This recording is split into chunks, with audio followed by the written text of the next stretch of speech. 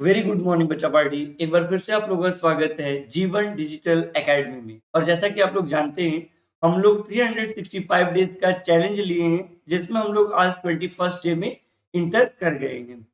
तो अपने क्लास को आरंभ करने से पहले वही 3 पुराने इंस्ट्रक्शन मैं देना चाहूंगा, जिनको आपको फॉलो करना है। पहला और सबसे महत्वपूर्ण इंस्ट्रक्शन कि प्लीज पेन और पेपर लेकर बैठिए। दूसरा सबसे महत्वपूर्ण इंस्ट्रक्शन कि कोई भी क्वेश्चन यदि आपकी स्क्रीन पर आता है तो प्लीज पहले वीडियो को पॉज करिए और उस क्वेश्चन को सेल्फ सॉल्व करने की कोशिश करिए।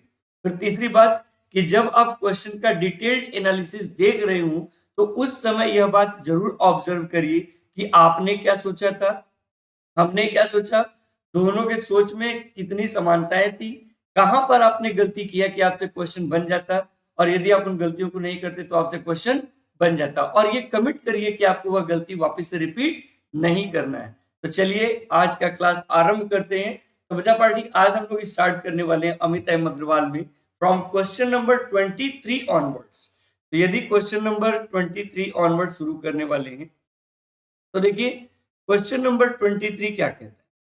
बड़ा question number 23 is saying that, बड़ा अच्छा क्वेश्चन है ये। Question number 23 is saying that कि let complex number alpha and 1 upon alpha conjugate, late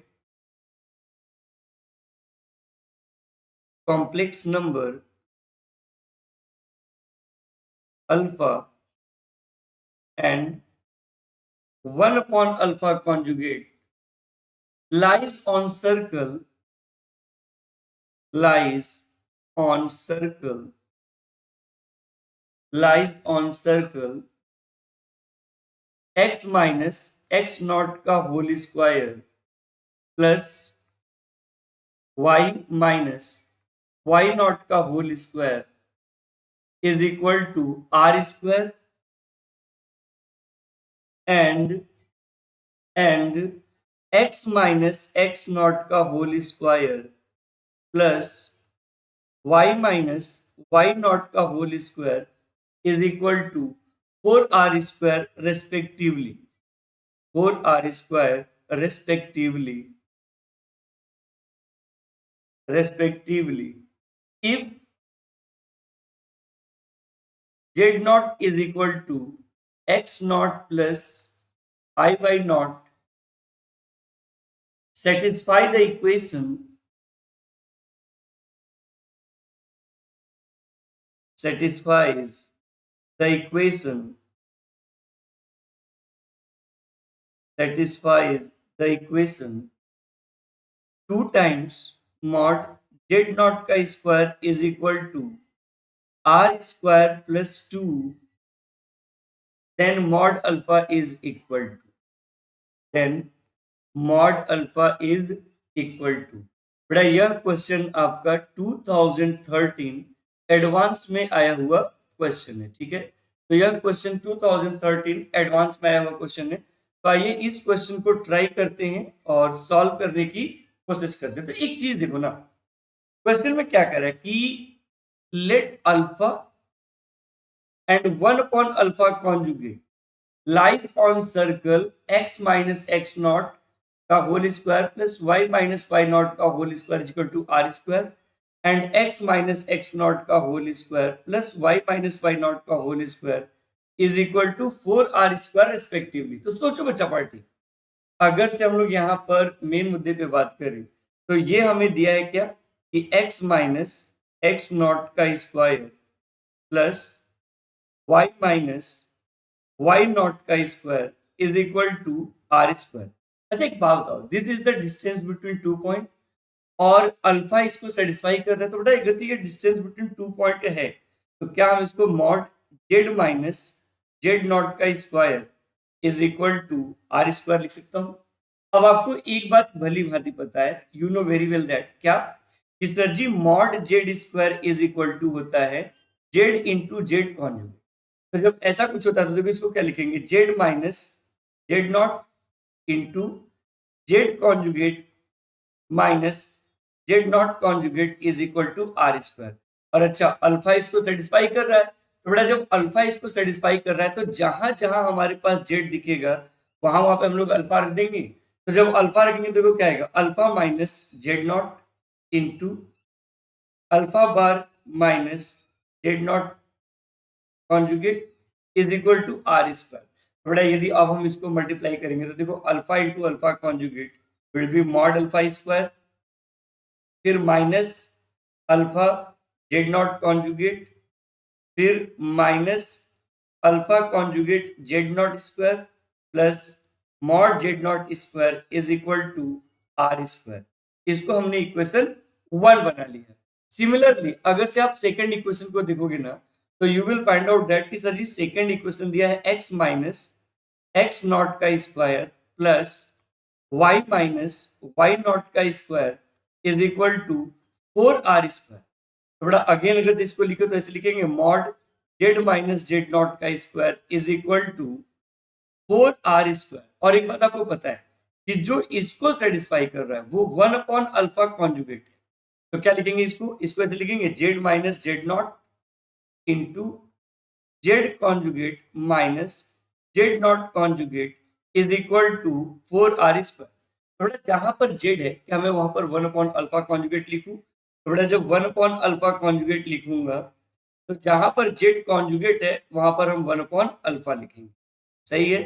और इज इक्वल टू हो जाएगा 4r स्क्वायर। तो एक बात बता बेटा कि जब हम 1 अपॉन अल्फा का 1 अपॉन अल्फा कॉन्जुगेट से मल्टीप्लाई करेंगे तो हो जाएगा 1 अपॉन मॉड अल्फा स्क्वायर, फिर इससे मल्टीप्लाई करेंगे तो minus z not conjugate upon alpha conjugate minus z not upon alpha और फिर प्लस का हो जाएगा mod z not square is equal to 4r square. तो बचा पार्टी यदि मैं इन सब का एलसीएम लूं alpha alpha conjugate mod alpha square तो इन सब का जो एलसीएम आएगा बेटा वो मॉड अल्फा स्क्वायर। और ऐसे केस में ये क्या बनेगा? ये बन जाएगा 1 minus alpha z not conjugate minus alpha conjugate z not plus mod alpha square into mod z not square is equal to 4r square. और बेटा यह मॉड अल्फा स्क्वायर डिवीजन है, राइट में जाकर मल्टीप्लिकेशन हो जाएगा तो यह आ जाएगा 1 minus alpha z not conjugate minus alpha conjugate z not plus mod alpha square into mod z not square is equal to 4r square into mod alpha square, that is equation. तो हमने equation 1 और equation 2 बना लिया। अब हमें क्या करना है? इक्वेशन 1 को जस्ट इक्वेशन 2 के नीचे लिखना है। तो जब हम इक्वेशन 1 को जस्ट इक्वेशन 2 के नीचे लिखेंगे तो बेटा कैसे लिखेंगे? इसको ऐसे लिखेंगे mod alpha square minus alpha z not conjugate minus alpha conjugate z not plus mod z not square is equal to are square, that is equation 1। अब एक काम करते हैं, काम क्या करेंगे कि यदि हम यहाँ पे सब्ट्रैक्ट कर दें, यदि हम लोग यहाँ पर सब्ट्रैक्शन परफॉर्म कर लें तो बेटा साइन जो है वो ऑटोमेटिकली चेंज हो जाएगा, माइनस प्लस प्लस माइनस। अब देखो ये वाला पोर्शन इस वाले पोर्शन से कैंसिल आउट हो गया। फिर बाबा बेटा इस पे दे सकते हैं क्या? 1 माइनस मॉड अल्फा स्क्वायर। और यदि हम लोग यहाँ से मॉड जेड नॉट का स्क्वायर कॉमन ले लें, ठीक है, तो मैं माइनस मॉड जेड नॉट का स्क्वायर कॉमन लेता हूँ, बेटा यह अगेन बच जाएगा 1 minus mod alpha square is equal to, यदि मैं यहाँ से आर स्क्वायर कॉमन ले लूटा तो यह ब्रैकेट में आ जाएगा, क्या आ जाएगा? 4 मॉड अल्फा स्क्वायर माइनस 1। ठीक है, तो यदि मैं अब अगेन इन दोनों में से 1 minus mod alpha square common ले लूं तो 1 minus mod z not square is equal to हो जाएगा r square in bracket 4 mod alpha square minus 1। अच्छा, अब यहाँ पर आपको एक रिलेशन दिया है, इस चीज को ध्यान से देखना पड़ेगा कि इन्होंने क्या दिया है। इन्होंने दिया है कि 2 times mod z not square is equal to are square plus 2। थोड़ा यार 2 पॉजिटिव लेफ्ट में आके निगेटिव हो जाएगा, या आप ऐसे बोल सकते हो क्या कि mod z not square is equal to are square by 2 plus 1। थोड़ा जहां पर मॉड जेड नॉट स्क्वायर है क्या मैं वहां पर आर स्क्वायर बाई 2 प्लस 1 लिख सकता हूं? तो जब लिखूंगा तो देखो क्या आ जाएगा, ये आ जाएगा 1 minus mod alpha square into 1 minus 1 minus R square by 2 is equal to are square in bracket 4 mod alpha square minus 1। सही है। अब यदि हम थोड़ा इसको और आगे तक सिंप्लीफाई करें तो बड़ा 1 से 1 हो गया कैंसिल। तो देखो ये क्या आया, यह आ गया 1 minus mod alpha square into minus R square is equal to 2 times R square in bracket 4 mod alpha square minus 1। थोड़ा आर स्क्वायर से आर स्क्वायर कैंसिल, तो जब मैं माइनस का अंदर मल्टीप्लाई करूंगा बेटा तो ये आ जाएगा mod alpha square minus 1 is equal to 8 mod alpha square minus 2। अब बेटा ये इधर जाके पॉजिटिव हो जाएगा तो 1 is equal to 7 mod alpha square. बताओ mod alpha square is equal to 1/7 होगा। So what is the value of mod alpha? The value of mod alpha is 1/√7। The value of mod alpha is 1/√7। तो एक बात यहां से आपको ये समझने वाली मिलती है कि बच्चा पार्टी चाहे क्वेश्चन मेंस का हो और चाहे क्वेश्चन एडवांस का हो, यदि आप क्वेश्चन को सिंप्लीफाई कर रहे हो और यदि आपने किसी एक कॉन्सेप्ट को पिक कर लिया है तो बस आप अपने कैलकुलेशन पर बिलीव करो और उसी कॉन्सेप्ट को कंसिस्टेंटली आगे बढ़ाते जाओ। यदि आप उसी कॉन्सेप्ट को कंसिस्टेंटली आगे बढ़ाते जाओगे तो आपको आपकी समस्या का समाधान भी मिल जाएगा और कब चीजें क्लियर हो जाएंगी आपको पता भी नहीं चलेगा। तो चलिए क्वेश्चन नंबर 23 के बाद now I am going to discuss question number 24। ये भी एक बहुत अच्छा क्वेश्चन है। देखो क्वेश्चन नंबर 24 क्या कह रहा है। Question number 24 is saying that let Z be a complex number such that let Z be a complex number, a complex number such that Z be a complex number such that the imaginary part of Z, the imaginary part of Z, imaginary part of Z is non-zero, is non-zero, non-zero and is non-zero and a is equal to z square plus z plus 1 plus 1 is real, then a cannot be, a cannot। अब यहां पर हमारे पास चार value है। पहला option है a -1, दूसरा option है b 1/3, तीसरा ऑप्शन है सी 1/2 और चौथा ऑप्शन है डी 3/। हमें पता करना है कि इन चारों ऑप्शन में से विच ऑप्शन इज करेक्ट। और यह क्वेश्चन जो बच्चा पार्टी, यह क्वेश्चन 2012 में आया हुआ क्वेश्चन। कब का आया हुआ क्वेश्चन है ये? यह क्वेश्चन 2012 में आया हुआ क्वेश्चन है। तो यदि यह क्वेश्चन 2012 में आया है तो हमें सिंपली ये पता करना है कि a की कौन सी पॉसिबल वैल्यू नहीं होगी। तो बेटा एक काम करो, देखो a इज इक्वल टू हम लोग लिख सकते हैं Z square plus Z plus 1। तो यदि मैं a को राइट में भेजूं तो बेटा ये ऐसे हो जाएगा क्या, Z square plus Z plus 1 minus a is equal to 0। अच्छा, z belongs to complex number, ये ऑलरेडी इन्होंने दिया हुआ है। तो बच्चा पार्टी अगर से यह एक क्वाड्रेटिक बन गया तो मैं पहले यहाँ पर क्या करता हूँ कि क्वाड्रेटिक फॉर्मूले को अप्लाई करता हूँ। तो बड़ा मैं क्वाड्रेटिक फॉर्मूला डायरेक्ट सॉल्व करूंगा और मैं उम्मीद करता हूँ कि आपको ये आता होगा। तो minus b plus minus under root में b square minus 4ac divided by 2a। सही है। तो जब z इज इक्वल टू हम लोग इसको सॉल्व करेंगे तो -1 प्लस माइनस अंडर रूट में ये हो जाएगा 4a माइनस 3 डिवाइडेड बाई 2। अब एक बात यहां पर सोचने वाली है कि बच्चा पार्टी जो z है वो कॉम्प्लेक्स नंबर है। कॉम्प्लेक्स नंबर है मतलब एक तरह से कह सकते हो कि इमेजिनरी है। कॉम्प्लेक्स नंबर है मतलब एक तरह से क्या कर सकते हैं कि इमेजिनरी है। अब सोचो बेटा कि अगर से लेफ्ट हैंड साइड इमेजिनरी है तो डेफिनेटली राइट हैंड साइड भी इमेजिनरी होना चाहिए, तभी ये बैलेंस होगा। तो जब ये राइट हैंड साइड भी इमेजिनरी होना चाहिए तो इसका मतलब ये हो गया बेटा कि रूट के अंदर जो वैल्यू आएगी दैट शुड बी निगेटिव। अगर से यह रूट के अंदर वाली वैल्यू निगेटिव नहीं हुआ, निगेटिव नहीं हुआ, तो क्या यह पॉसिबिलिटी बनेगी? तो यहां से आप एक बात बोल सकते हो कि 4a minus 3 is less than 0। तो क्या हम ऐसे बोल सकते हैं क्या कि 4a इज लेस देन 3? या हम ऐसे बोल सकते हैं क्या कि a की value should be less than 3/4? यानी a की वैल्यू जब भी होनी चाहिए तो 3/4 से क्या होनी चाहिए? छोटी होनी चाहिए। तो चलिए अगर से मैं ऑप्शन देखूं तो बेटा यहाँ पर ऑप्शन में डी ऑप्शन इज क्लियर, कि डी ऑप्शन ऐसा है कि a की वैल्यू 3/4 पॉसिबल नहीं हो सकता है। बाकी आप a की कोई भी वैल्यू यहाँ पर ले सकते हो, ए बी सी तीनों ऑप्शन में वैल्यू 3/4 से छोटा दिया है। तो कहने का सेंस ये है ना कि बस पेशेंस रखो, अपने कॉन्सेप्ट पर बिलीव रखो, और जो भी आपको क्वेश्चन मिला है सिंप्लीफाई करते जाओ, यू विल गेट योर। सही है। चलिए अब 24 नंबर क्वेश्चन के बाद now I am moving to question number 25, which one is very nice question. 25 number question is also very, देखो 25 नंबर क्वेश्चन में क्या कह रहा है बेटा? 25 नंबर क्वेश्चन में कह रहा है कि late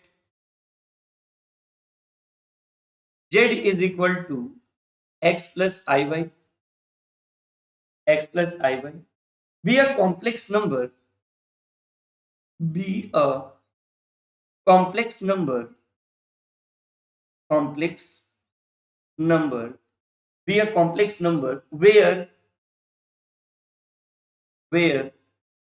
x and y are integers, x and y are integers, x and y are integers, then the area of the rectangle, then the area of the rectangle, area of the rectangle, then the area of the rectangle whose vertices are the roots of the equation, whose vertices are the roots of the equation, the roots of the equation, the roots of the equation, of the equation z into z conjugate का cube plus z conjugate into z का cube is equal to 350 एज, 350 एज। यह question जो आपका है बच्चा party, यह क्वेश्चन 2009 में आया हुआ है। अच्छा बेटा, जितने क्वेश्चन पर मैं मेंस नहीं लिख रहा हूं डेफिनेटली वो सभी के सभी क्वेश्चन एडवांस किए हैं, ये अपने दिमाग में बैठा लीजिए। चलिए तो अब यदि हम लोग इसके सोल्यूशन के बारे में चर्चा करें, यदि हम लोग इसके सोल्यूशन के बारे में चर्चा करें तो देखिए सिंपल सी कहानी यहाँ पर क्या बनती है कि इन्होंने कह रहा है कि जो वर्टिसेस हैं वह z इंटू जेड कॉन्जुगेट का cube plus z conjugate into z का क्यूब इज इक्वल टू 350। तो एक बात बताओ, अगर तो मैं इसके सोल्यूशन को लिखूं तो ऐसे लिखूंगा क्या, जेड इंटू जेड कॉन्जुगेट का cube plus z conjugate into z का क्यूब इज इक्वल टू 350। थोड़ा यदि मैं चाहूं तो z into z conjugate common ले सकता हूं, तो यह आ जाएगा z square plus z conjugate का square is equal to 300 and, अच्छा बेटा z into z conjugate can be written as mod z का स्क्वायर,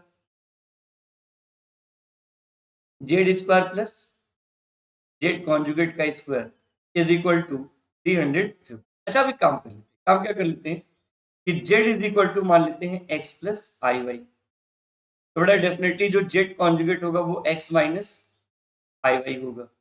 अब एक चीज यहां से सोचो, यदि मैं z square plus z conjugate का स्क्वायर करता हूं तो डेफिनेटली यह 2 times x square minus Y square आएगा। यह सिंप्लीफाई करना आपका काम है। तो देखो मॉड जेड का कॉन्जुगेट का स्क्वायर क्या लिखेंगे, इसको लिख सकते हैं हम लोग x square plus Y square, और z square into z conjugate का स्क्वायर क्या लिख सकते हैं, तो 2 टाइम्स लिख सकते हैं X square minus Y square is equal to 350। बेटा यदि मैं इससे 2 से इसको कट करूंगा तो 150 आएगा क्या, 175 आएगा क्या? सही है। तो यह जो वैल्यू आएगी बच्चा पार्टी क्या आएगी 175। तो जब 175 वैल्यू आएगी तो यह हो जाएगा हमारे पास, क्या हो जाएगा, X square plus Y square into X square minus Y square is equal to 170। तो इसको और आगे लिखना चाहे तो क्या लिखेंगे, X square plus Y square into X square minus Y square is equal to 25 into 7। अब यदि आप ध्यान से देखोगे 25 इंटू 7, तो 25 एक पाइथागोरियन ट्रिपलेट बना रहा है। और पाइथागोरियन ट्रिपलेट में हम लोग क्या करते हैं, एक्स के जगह पर लिखते हैं 4 और वाई के जगह पर लिखते हैं, अच्छा बेटा यहाँ पर प्लस और माइनस दोनों हो सकता है, प्लस और माइनस दोनों, क्यों, अच्छा ये इसको सेटिस्फाई भी करेगा कि 16 माइनस 9 विल बी 7, तो सेटिस्फाई भी कर रहा है। तो अगर से सेटिस्फाई कर रहा है तो अगर से हमें रेक्टेंगल बनाना है, चलिए पहले तो साइड ही बना लेते हैं। यह एक्स एक्सिस है, यह वाई एक्सिस है, यह एक्स डेस एक्सिस है और यह वाई डेस एक्सिस। तो देखो this line left hand side of Y axis, तो ये एक्स इज इक्वल टू -4 है। This line will be X is equal to 4, this line will be y is equal to 3 and this line will be y is equal to -3। अब देखो जो हमारे पास rectangle बना बच्चा party, वह rectangle देखिए, ये वाला पोर्शन बना रेक्टेंगल, ध्यान से देखिएगा। अगर से आप रेक्टेंगल देखोगे तो चीजें थोड़ी सी क्लियर होती जाएंगी कि कौन सा रेक्टेंगल बना है। तो यह रेक्टेंगल बना है, तो जब यह रेक्टेंगल बना है बच्चा पार्टी, तो बताइए इसका ये वाला जो कंप्लीट लेंथ होगा दैट विल बी 6 और ये वाला जो कंप्लीट लेंथ होगा दैट विल बी 8 और area stand for length into breadth. थोड़ा जब लेंथ इनटू ब्रेथ करते हो तो हो जाएगा 8 into 6 and that is 40, that is 40। So what is the area of rectangle, the area of rectangle जिसके वर्टेक्स ये है वो है हमारे पास 40 40 और ये हो गया हमारा। चलिए इसके बाद हम लोग मूव करेंगे ऑन क्वेश्चन नंबर 26। यह क्वेश्चन भी अपने आप में थोड़ा अच्छा क्वेश्चन है। यदि हम लोग क्वेश्चन नंबर 26 पे चर्चा करें तो बेटा question number 26 is saying that कि if mod z is equal to 1, mod z is equal to 1 and z is not equals to plus minus 1, यानी z की वैल्यू प्लस माइनस 1 नहीं है, then all values of then all values of z upon 1 minus z square, z upon 1 minus z square lies on, lies किस पे लाई कर रहा है ये हमें बताना है। यह क्वेश्चन बच्चा पार्टी 2007 में आया है और 3 मार्क के लिए यह क्वेश्चन आया। 2007 में कितने मार्क्स के लिए आया, 3 मार्क के लिए क्वेश्चन आया। तो देखिए अगर तो मैं इसकी सीधे सीधे सोल्यूशन के बारे में चर्चा करूं तो मैं बस एक ही बात कहूंगा, क्या कि यदि mod Z is equal to 1 दिया है तो मैं कॉम्प्लेक्स नंबर को cos थीटा प्लस आई साइन थीटा मान सकता, क्योंकि इसका भी मॉडुलस 1 ही होता है। तो अगर से ऐसा मान लिया तो बेटा इन्होंने हमसे क्या कहा है कि Z upon 1 minus Z square का बिहेवियर बताना है।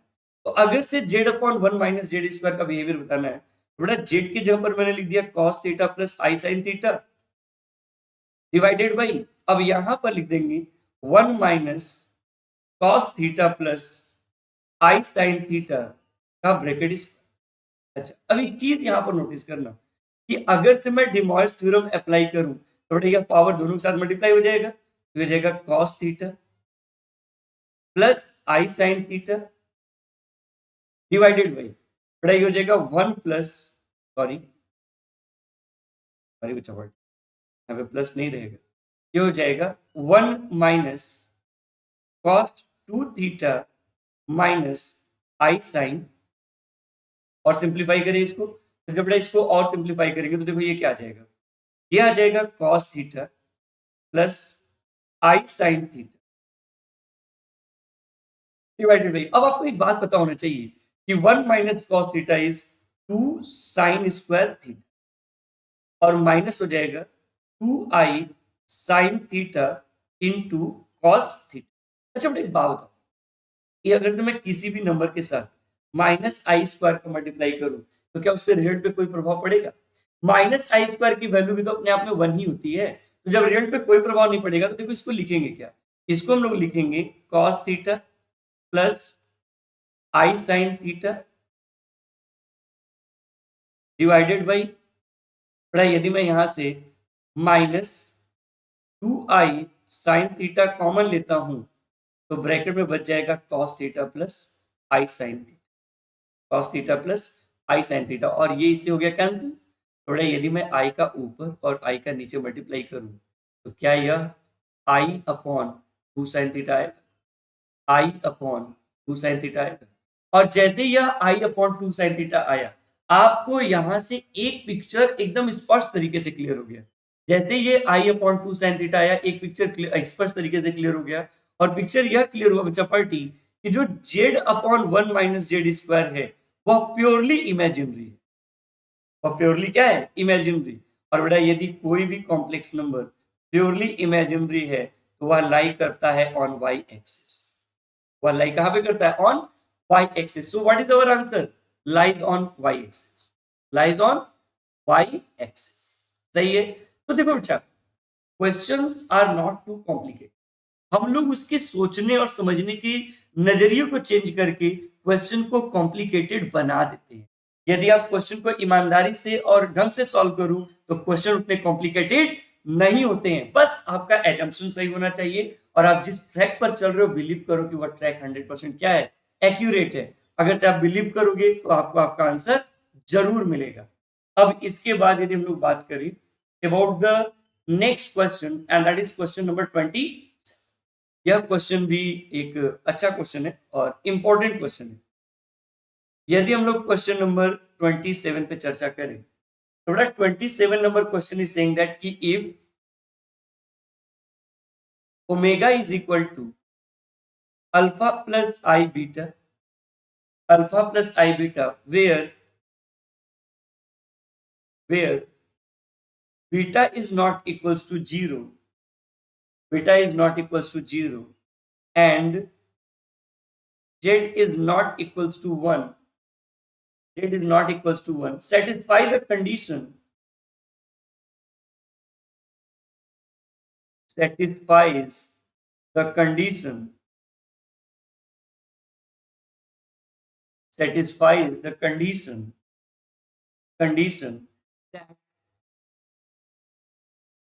that omega minus omega conjugate into z divided by 1 minus z is purely real, is purely real, is purely real, then the set of values of z is, then the set of values of z is। यह question जो आया है बच्चा party, यह question आया है 2006 में और यह भी क्वेश्चन 3 मार्क्स के लिए ही था।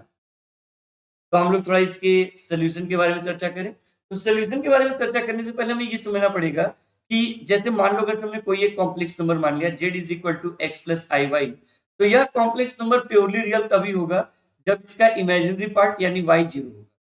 अब मान लो मैं अगर से z कॉन्जुगेट मान लूं तो बेटा यह आ जाएगा x माइनस आई वाई, और अब यदि मैं इसको सब्ट्रैक्ट करूं, देखो माइनस माइनस, थोड़ा x से x हो गया कैंसिल, तो z minus Z conjugate is equal to हमारे पास क्या आ गया, इज इक्वल टू हमारे पास 2iy आ गया।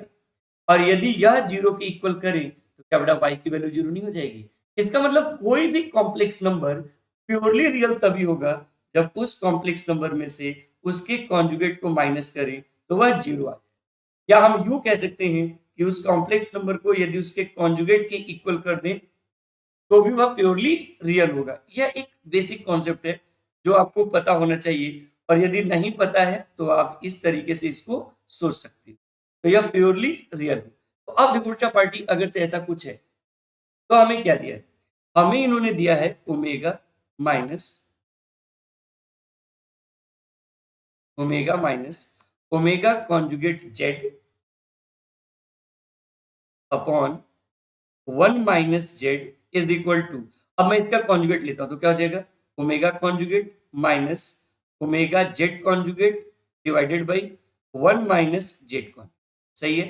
अब एक काम कर लेते हैं, काम क्या कर लेते हैं कि लेफ्ट का डिनोमिनेटर राइट में और राइट का डिनोमिनेटर लेफ्ट में मल्टीप्लाई कर लेते हैं। थोड़ा omega minus omega conjugate Z into 1 minus Z conjugate is equal to क्या आ जाएगा, omega conjugate minus omega Z conjugate into 1 minus Z. ये हो गया। थोड़ा जब मैं ओमेगा का मल्टीप्लाई करूंगा तो दोनों के साथ करूंगा तो हो जाएगा omega minus omega Z conjugate, फिर माइनस ओमेगा कॉन्जुगेट जेड, और फिर minus minus plus omega conjugate mod Z is equal to, यही केस यहां पर करेंगे तो omega conjugate minus omega conjugate Z minus omega Z conjugate, और फिर minus minus plus omega mod Z conjugate का स्क्वायर हो जाएगा। अब एक चीज देखो, ये दोनों टर्म्स आपस में इक्वल है तो कैंसिल कर दिए। अब यह ओमेगा कॉन्जुगेट पॉजिटिव है, लेफ्ट में क्या हो जाएगा नेगेटिव, तो बेटा ओमेगा माइनस ओमेगा कॉन्जुगेट, ठीक है।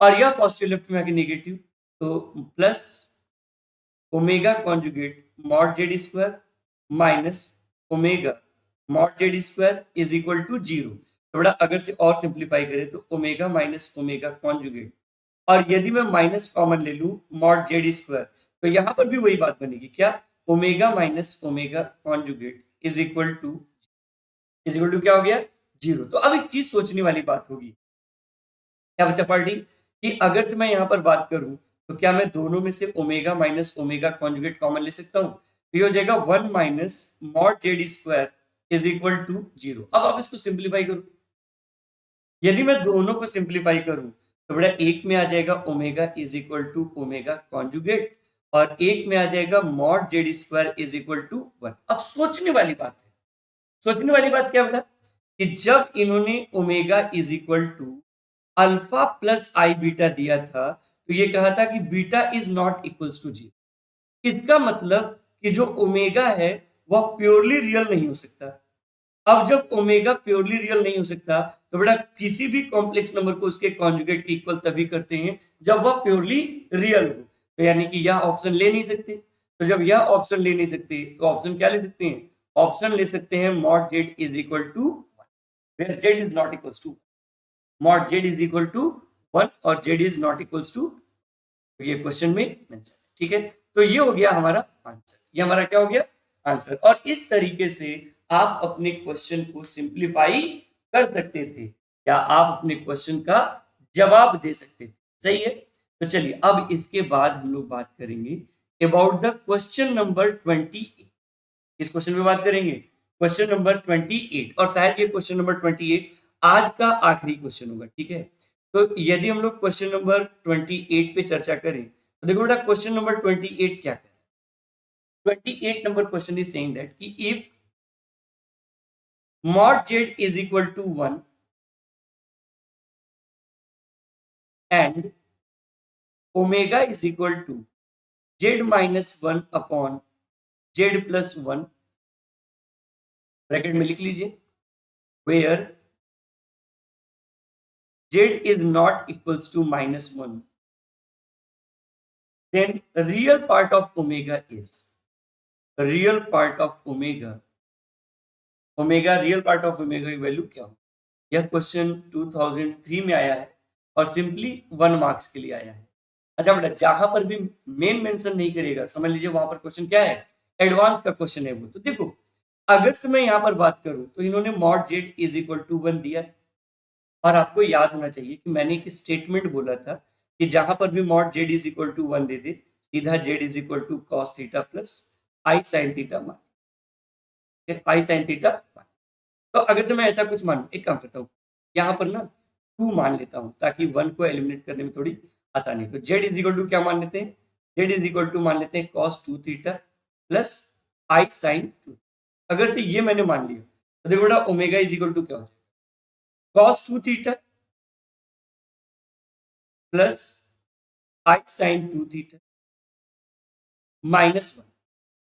डिवाइडेड बाई, फिर वही बात cos 2 theta plus i sin 2 theta plus, तो अगर से मैं इसको सॉल्व करूं तो बेटा क्या इस cos 2 थीटा की जगह पर हम 1 माइनस 2 साइन स्क्वायर थीटा लिख सकते हैं। तो इसका होने लिखा 1 minus 2 sine square theta plus 2i sine theta into cos theta minus 1 divided by, फिर वही बात cos 2 थीटा जब पर क्या लिखेंगे बेटा, अब लिखेंगे 2 cos square theta minus 1 plus 2i sine theta into cos theta, और ये हो जाएगा प्लस 1।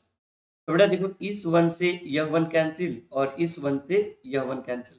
तो अगर से ऐसा कुछ हुआ है तो एक बात बताओ, एकदम दिमाग की बत्ती जला के सोचना, क्योंकि this point is again very very important. क्या बेटा मैं माइनस आई माइनस 1 को क्या मैं प्लस आई स्क्वायर लिख सकता हूँ? तो यदि मैं ऊपर से दोनों में से 2i sin theta as a common, 2i sin theta as a common लूं, तो बेटा यहां से बचेगा cos theta plus i sin theta बचेगा।